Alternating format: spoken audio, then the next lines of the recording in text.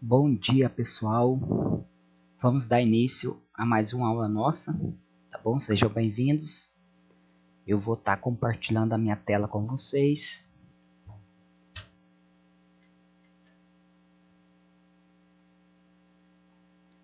Bom dia, então vamos dar andamento à nossa aula.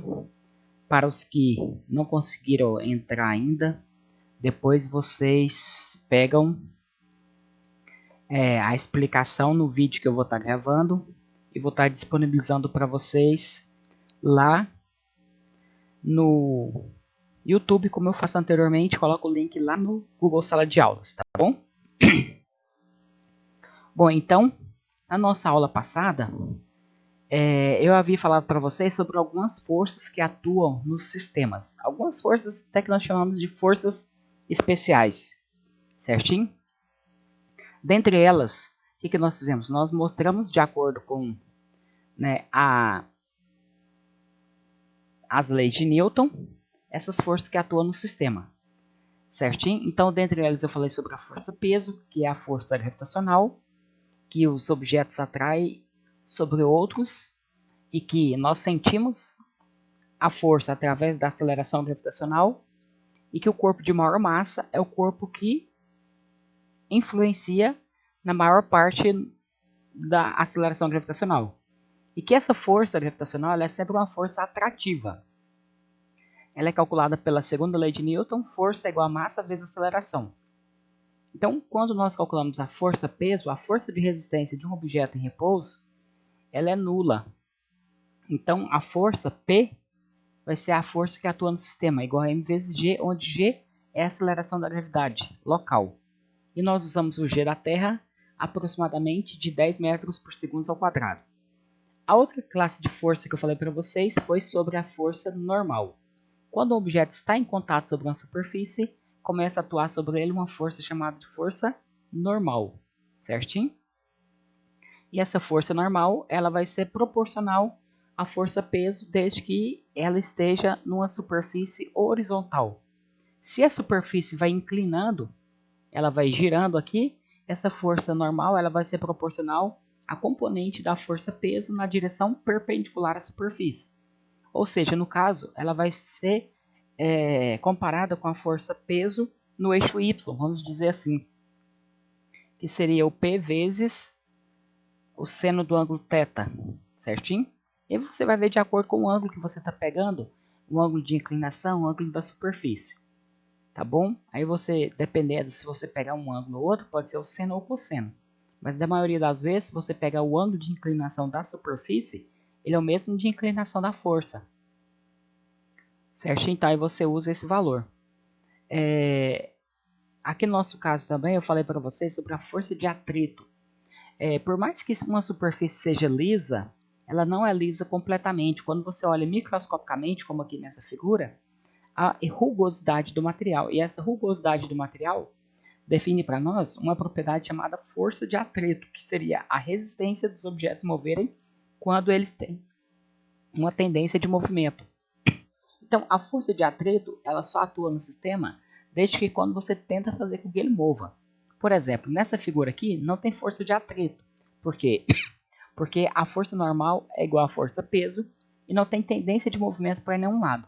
Agora, se eu pegasse esse objeto e tentasse empurrar ele aqui para a direita, iria surgir automaticamente uma força aqui embaixo devido ao contato para a esquerda. E essa força é a força que o peso exerce em relação aqui à superfície. Então, quanto mais você comprime o objeto aqui na superfície, mais vai estar atuando a força de atrito. Só que quando você inclina, essa força ela já muda a posição. Então, você vai perceber que ela não é proporcionalmente à força-peso, mas é a força-resposta do contato da força com a superfície, que no caso é a força normal. Certinho?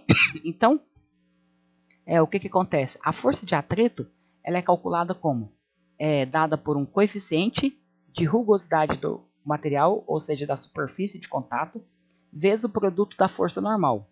Certinho? Se está na superfície horizontal, ou seja, não tem inclinação, a força normal é igual à força peso. Então, o coeficiente de atrito ele vai ter uma relação entre a mudança do atrito estático, um objeto em repouso, o objeto quando ele entra em movimento.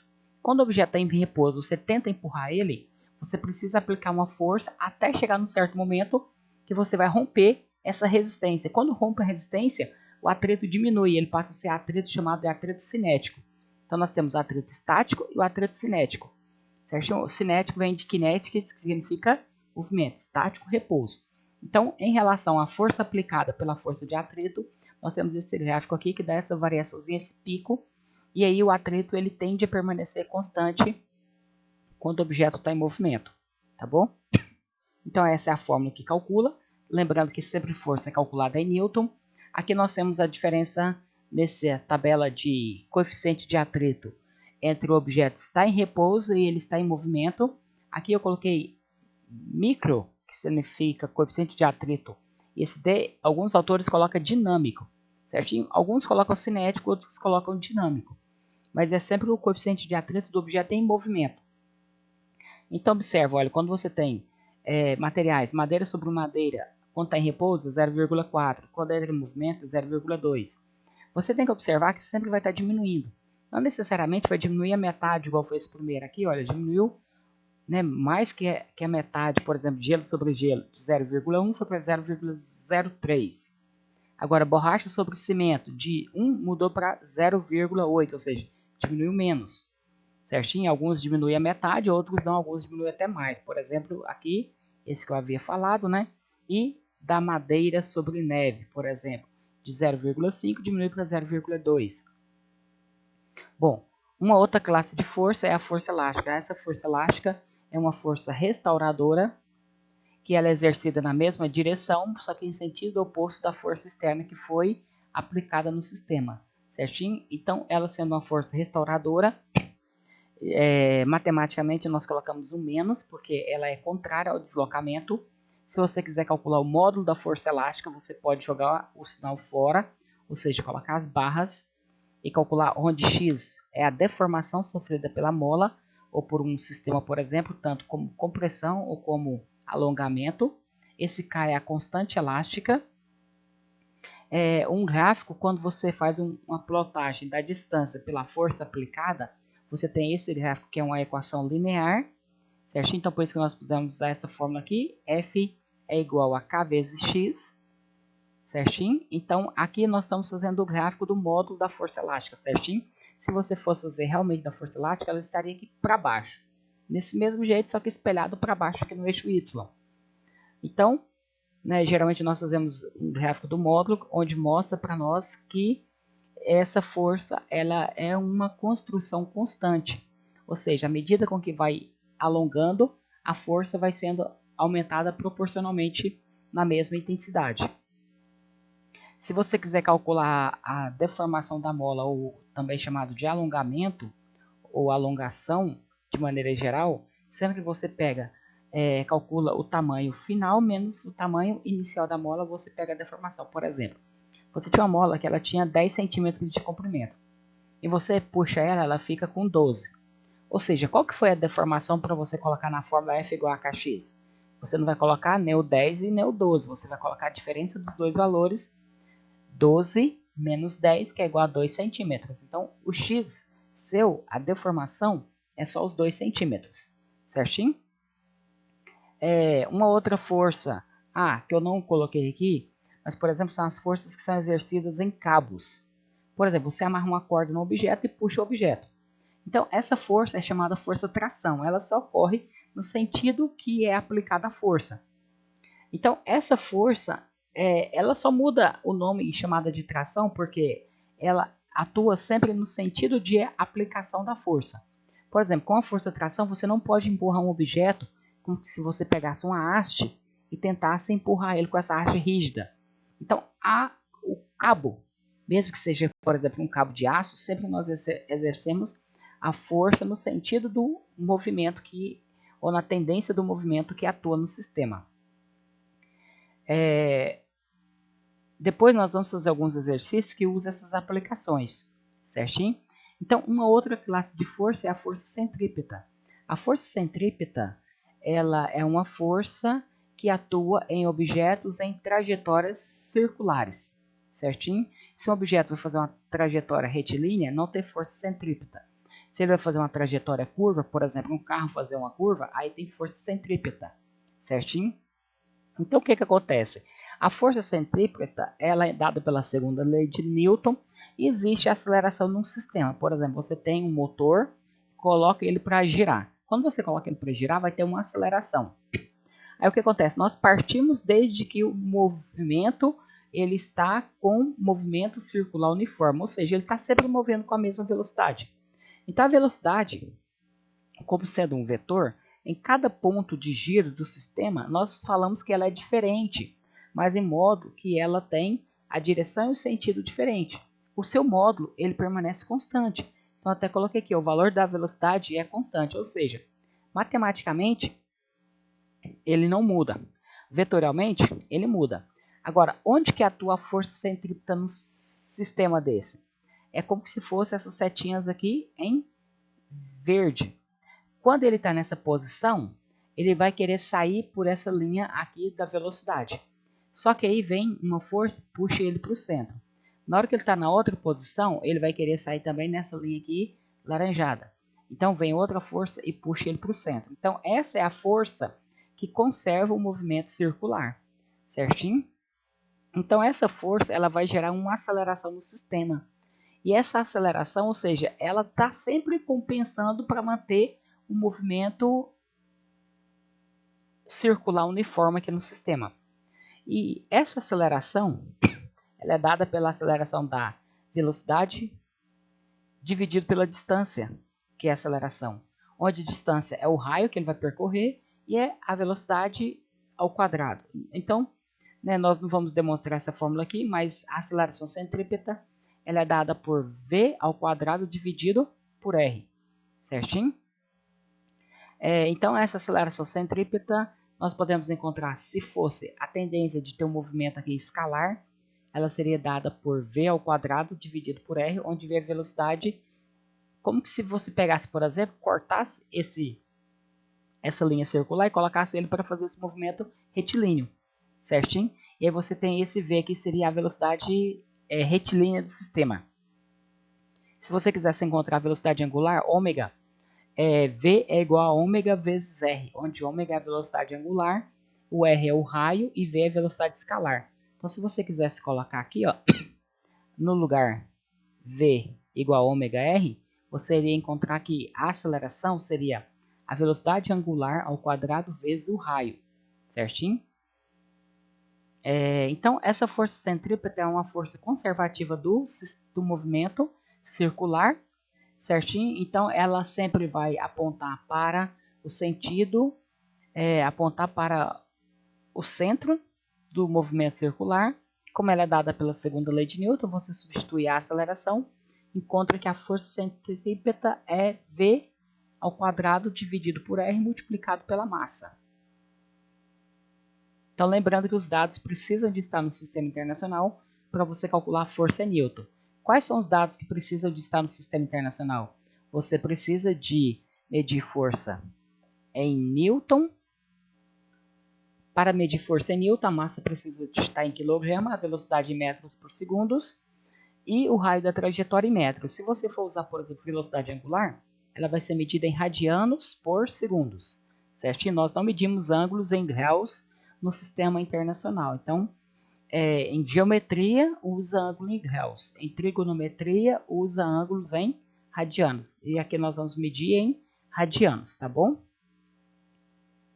Então, olha, quando você tem um veículo que faz uma curva, uma trajetória, ele, nessa tendência, por exemplo, quando você está olhando aqui uma perspectiva aqui meio que transversal, quando você olha ele numa curva, tem a força normal e a força peso aqui atuando no sistema. Aqui ele está, por exemplo, o que acontece? Essa componente aqui dessa força centrípeta é que faz a correção do movimento, ou seja, quando você olha, por exemplo, por cima, uma vista aqui superior, o que você olha aqui?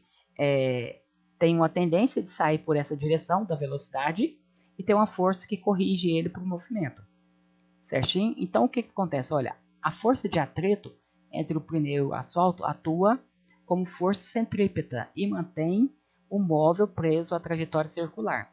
Ou seja, então é porque aqui nós não temos uma compensação da força centrípeta. Como que nós vamos encontrar essa força centrípeta? Então, ela vai ser dada por uma outra força que atua no sistema. Então, a força de atrito, ela atua no sentido de fazer essa compensação e gerar essa força que puxa o objeto para o centro da trajetória curva. Certinho? Uma outra coisa que nós sempre usamos no nosso dia a dia é falarmos, por exemplo, na máquina de lavar tem uma centrífuga. Então, muitas das vezes nós achamos que existe ali uma força que puxa, por exemplo, a água da roupa para fora.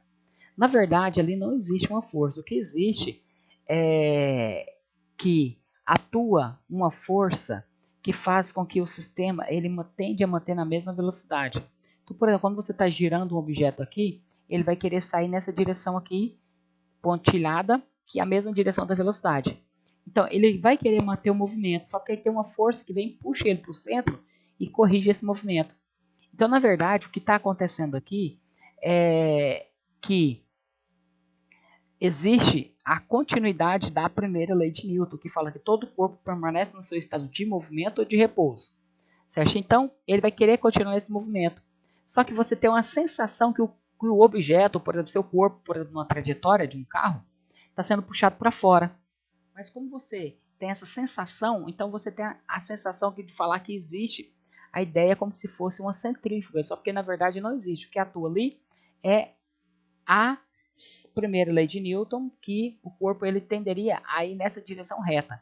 Só que vem aqui e corrige uma força para cá. Então você sente que seu corpo está sendo puxado para dentro, uma vez que você sente uma tendência de sair para fora do movimento.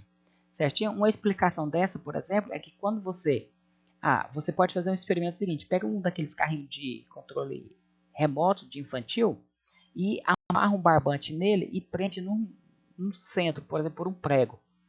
Você coloca ele para girar. Na hora que você coloca para girar, você deixa ele passar, por exemplo, sobre uma lâmina aqui e corta esse fio. Na hora que você corta esse fio, esse carrinho ele não é atirado aqui para a direção radial. Ele sai sempre pela linha tangente, que é a linha da velocidade. Então, por isso que nós vamos identificar que não existe, na verdade, essa força, que é uma força chamada de força fictícia, que não atua realmente no sistema. Certinho?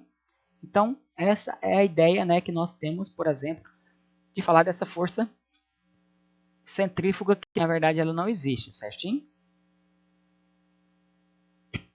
Bom, uma aplicação, né, de sistemas que usa força centrípeta é aquela brincadeira que eles fazem, por exemplo, em um espetáculo chamado de Globo da Morte. No Globo da Morte, o que acontece? Cada posição que o motoqueiro está aqui dentro lá do globo, a força, peso, ela proporciona uma força que atua no sistema. Certinho? Então, o que nós vamos observar aqui? Ó? Que, por exemplo, quando ele está embaixo, a força de contato com a superfície está para cima, a força peso para baixo. Na hora que ele está na parte de cima, a força peso para baixo e a força de contato também está para baixo, devido a eles terem contato com a superfície. Então, o que acontece? Aqui vai formar para nós, na direção do raio da trajetória, a força centrípeta. Né? Então, a força centrípeta ela vai estar formada aqui na direção do raio da trajetória, que, por exemplo, quando ela está nessa posição aqui, a força peso não influencia, ela é somente a força normal.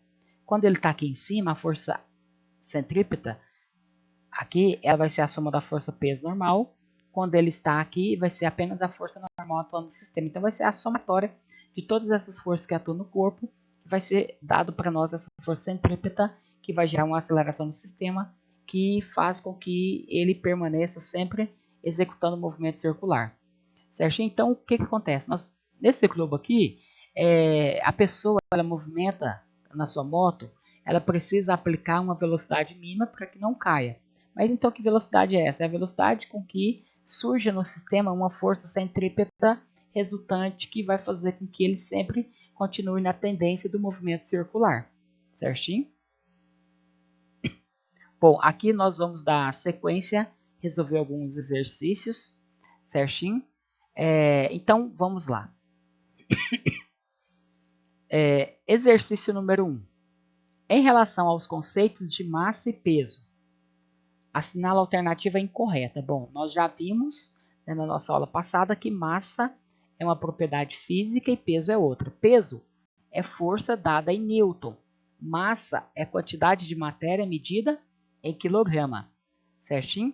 Então o exercício está falando que peso é calculado pela massa de um corpo multiplicado pela aceleração gravitacional. É isso mesmo. P é igual a m vezes g.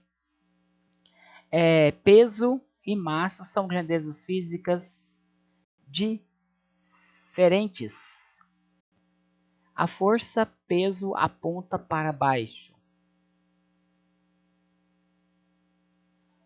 Peso é uma grandeza vetorial medida em newtons. Isso, peso é força medida em newtons. Massa é uma grandeza escalar medida em quilograma. Isso, é verdade. Então, olha, peso e massa são grandezas físicas diferentes? Sim, são diferentes. Porque peso é força, massa é matéria medida em quilograma, peso medida em newton. Então, aqui, olha, na letra C, ele fala assim, que peso aponta para baixo. Isso, na verdade, o peso vai apontar para baixo quando nós estamos em referência ao nosso referencial. Certinho? Quando eu estou em referência, por exemplo, eu não posso falar que peso aponta sempre para baixo, porque se eu tiver, por exemplo, aqui no planeta Terra, vamos fazer um desenho não tão proporcional. E aí, um objeto aqui, ele está sendo puxado para baixo, beleza. Mas um objeto do outro lado do planeta Terra, que está sendo puxado, aí você falaria que ele está sendo puxado para onde? Para cima? Isso é quando você tem você como referencial, por exemplo. Aqui está para baixo, aqui você iria falar que está para cima, se você conseguisse olhar esse objeto. Mas a outra pessoa que está aqui do outro lado do planeta, ele vai ver também esse objeto indo para baixo, certinho? Se você tivesse aqui, por exemplo, desse lado, né, onde que estaria movendo, você iria ver que esse objeto estaria vindo para cá. Nós temos que falar que os objetos eles são atraídos sempre em direção ao centro de gravidade. Certinho? Então, por isso que nós não podemos falar que ele aponta para baixo. Ele aponta em direção ao centro de gravidade. Certinho? Então, por isso que essa é a opção que está incorreta, como o exercício pede para marcar. Olha, a alternativa incorreta.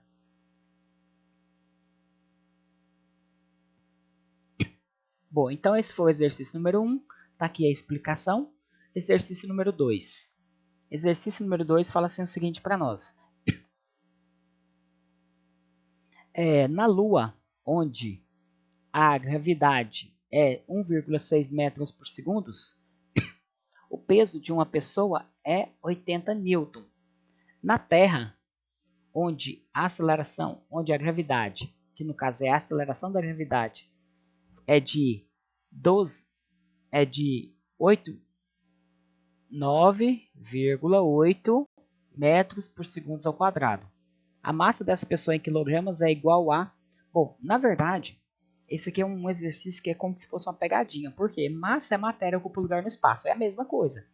O que muda aqui, por exemplo, seria essa força-peso que atua no sistema.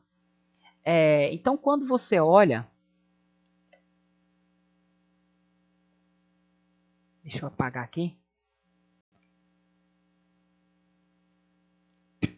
Por exemplo, quando você vai em uma balança, tem o plator lá da balança, o indicativo aqui e tal, e aí você vem registrar a massa quando a pessoa sobe na balança e aplica uma força-peso aqui.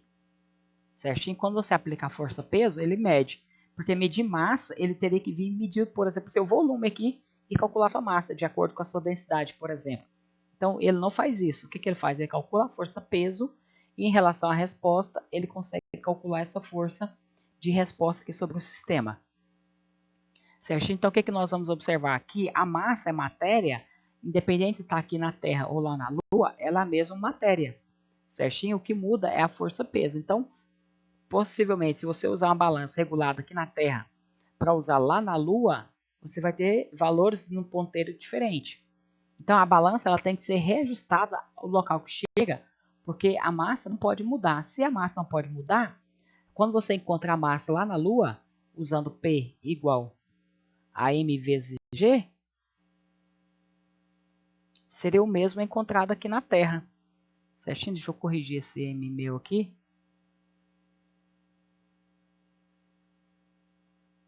Então, esse peso vai ser igual a quanto? O M, que é a massa, opa, é a massa que eu quero, né?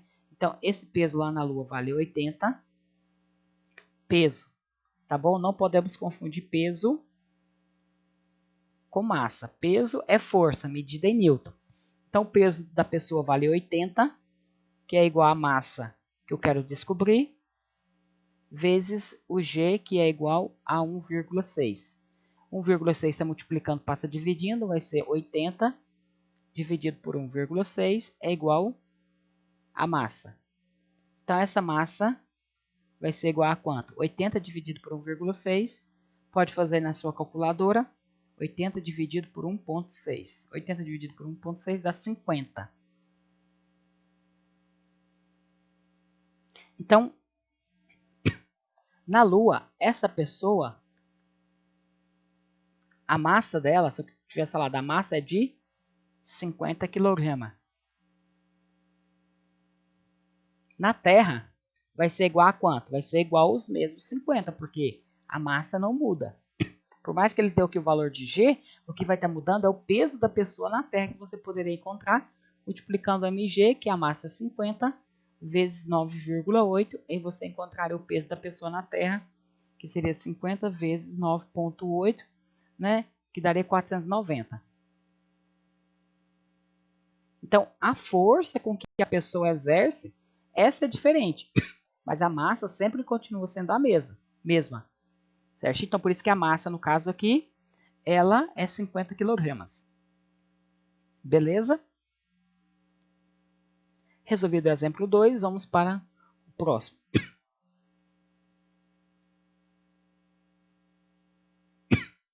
Bom, nesse exercício aqui, olha, ele é um exercício que fala o seguinte: o bloco da figura de massa 5 kg move-se com velocidade constante de 1 metro por segundo, no plano horizontal sobre a ação de uma força horizontal também constante. Porque se a força fosse inclinada, nós deveríamos decompor essa força também. Ele fala assim, o bloco sendo puxado por uma força F. Se o coeficiente de atrito entre o bloco e o plano é de 0,20 e a aceleração da gravidade de 10 metros por segundo ao quadrado, o módulo da força em newtons é... Então, o que acontece? Nós precisamos calcular essa força que está atuando aqui no sistema.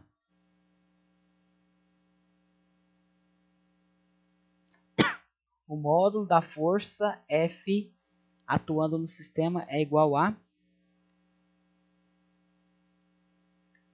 Bom, na verdade aqui, o nosso exercício, ele deveria calcular aqui a força de atrito que está atuando no sistema. Certinho? Ele deu esse valor aqui de a velocidade constante, que você poderia encontrar até outras propriedades relacionadas aqui ao exercício. Certinho? Mas, na verdade, o que ele está perguntando para nós aqui é essa força, o módulo da força F, que como ele move... Então, porque é o seguinte, como ele move com uma velocidade constante, a força aplicada está sendo igual à força de atrito contrária. Se nós encontrarmos essa força de atrito, ela vai ser igual a outra força, por quê? Porque se não há aceleração, não há força resultante atuando no sistema. Se não há força resultante atuando no sistema, nós vamos dizer que então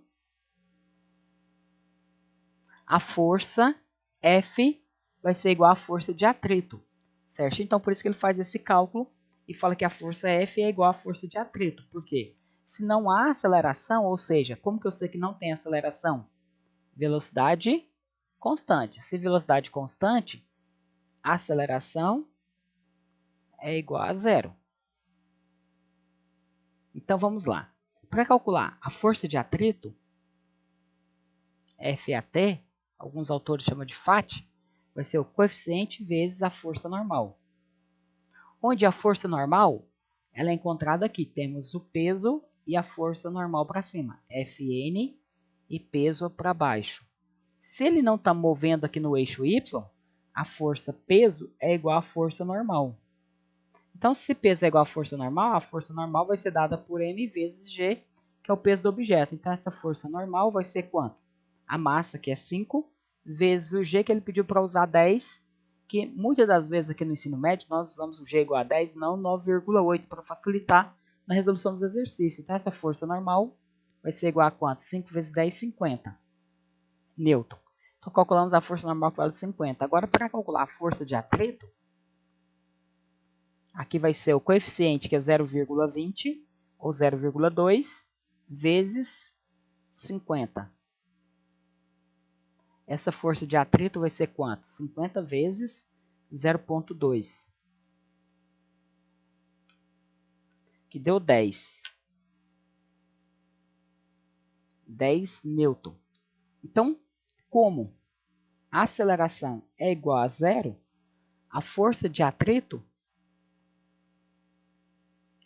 menos a força F é igual a zero. A segunda lei de Newton, força resultante, massa vezes aceleração, que é igual a zero. Então, nesse caso aqui, ó, quando você passa, na verdade, aqui nós deveríamos fazer o seguinte, é o contrário. Por que que tem que ser o contrário? Porque nós vamos considerar como positivo a força que está para o lado do movimento. Então, essa é mais. Então, fica força menos a força de atrito é igual a zero. Então, a força vai ser igual à força de atrito, que vai ser igual a quanto? 10 newton. Então, essa força aqui, a resposta em newtons, que ele disse em newtons, vale 10. Certinho? Então, essa seria a força que está mantendo o sistema em movimento. Beleza. Certinho, pessoal? Então, né, a aplicação dessas forças aqui, a princípio, seria isso. O que nós vamos estar fazendo nas próximas aulas? É encontrar sistemas que envolvem forças, e aí nós vamos estar interpretando e analisando os exercícios. Certinho? Aqui cortou a minha tela, mas deixa eu colocar aqui menor. Aqui, pessoal, no final tem uma lista de exercícios para vocês responderem depois, tá bom? Vamos fazer mais um exercício aqui que fala sobre força elástica, certinho? Esse exercício é de interpretação gráfica. Ele fala assim para nós o seguinte: analise o gráfico abaixo, que é esse aqui. É possível notar que quando se aplica uma força de 40 newtons sobre sobre a mola, sua deformação é de 0,5 metros, ou seja, 50 centímetros. Então, quando você aplica uma força, a deformação é de 50 centímetros. Além disso, a força elástica que a mola faz também tem módulo de 40 newton. De acordo com a terceira lei de Newton, a lei da ação e reação. Então, quando você comprime a mola aplicando 40 newton e ela fica presa, então se você está aplicando 40 newton sobre a mola também tem uma tendência de restaurar o sistema com a mesma força de 40 newton. E aí ele fala, a constante elástica dessa mola com base no módulo da força elástica será de... Qual que será a constante aqui da força elástica? Bom, a constante elástica aqui, nós vamos encontrar como? Nós vamos encontrar pela fórmula da força elástica. F é igual a kx.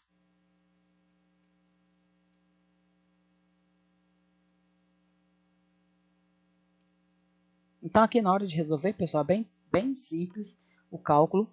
Você fala que a força é elástica. Alguns autores colocam EL para representar elástica. Aí alguns falam FEL, mas é força elástica. Vai ser igual a K vezes X em módulo. Certinho? Se a força elástica é a mesma que vale 40 newton e que está procurando a constante elástica e fala que a deformação foi de meio metro, então aqui você coloca 0,5 metros. O K seu vai ser 40 dividido por 0,5 é igual ao K. O K é a constante elástica, então o K vai ser igual a quanto? 40 dividido por 0,5, 80. Então, nosso K é 80. Força em Newton, distância em metros. Então, o K aqui está no sistema internacional, que é 80 newtons metros.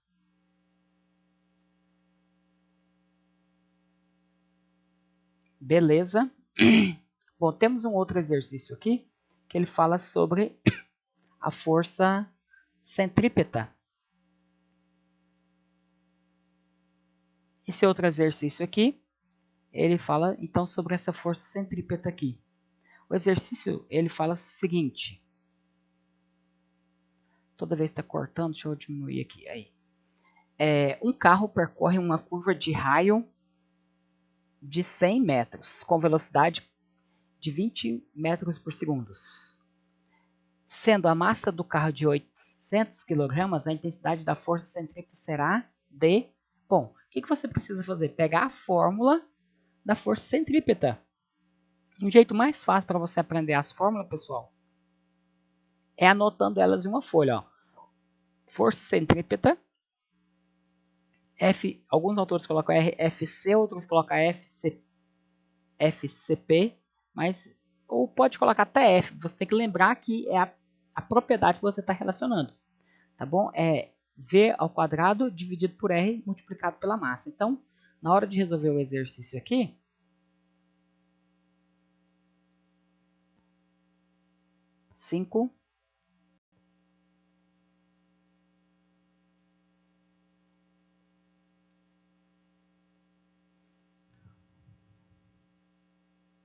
força centrípeta é igual a M vezes V ao quadrado dividido por R.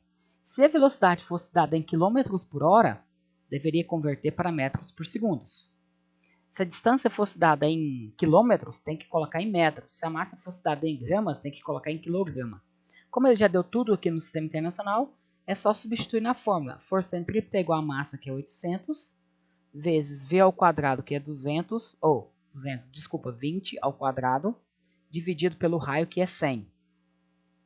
Então, essa força centrípeta aqui é igual a quanto? 800 vezes 20 ao quadrado, 2 vezes 2, 4, e coloca 2 zeros, dividido por 100.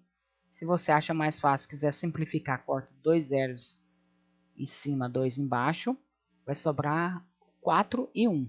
Vai ficar 800 vezes 4 dividido por 1. Dividir por 1 não altera o número, então essa força centrípeta aqui será quanto? 8 vezes 4, 32, fica 32 e 2 zeros. Então, essa força aqui vale 3.200 newton. Então, a resposta, letra C, olha, 3.200 newton. É a resposta aqui do exercício. Beleza, pessoal? Chegamos ao fim da nossa aula.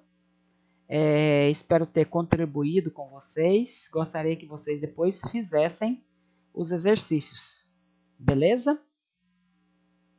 Tranquilo? Eu posso até aqui paralisar para mostrar eu de volta aqui para a gente encerrar a nossa aula. Beleza? Espero ter contribuído com vocês. Até a nossa próxima aula. Eu vou estar postando depois o vídeo para vocês lá assistir, tá bom? Até a próxima.